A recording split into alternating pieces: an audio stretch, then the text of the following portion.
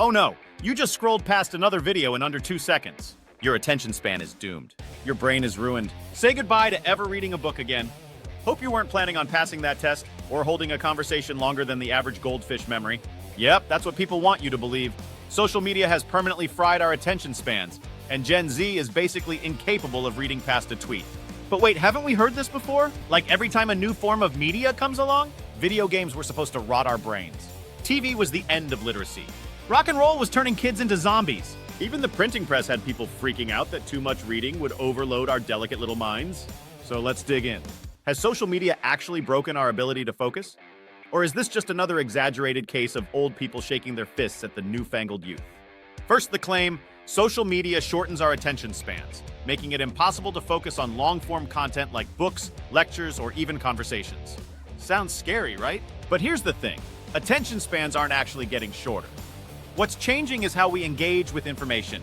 Studies show that while our ability to focus on boring stuff might be struggling, because, let's be honest, why wouldn't it? Our brains are actually getting better at filtering out irrelevant information quickly. Let's face it, reading is a slow process. But what about listening to an audiobook at 2x speed, just like we watch videos on YouTube? That's not rotting our brains, that's adaptation. Think about it, you don't read a novel the same way you read a text message. You don't watch a movie the same way you scroll through TikTok. Different mediums require different kinds of attention. And guess what? People still read books. Libraries and bookstores still exist. Ever heard of Book Talk? Turns out, short-form content is actually getting more people excited about reading. Who would have thought? Now, does social media change how we consume information? Absolutely. Algorithms are designed to keep us engaged, and that can make it harder to sit through something slower paced.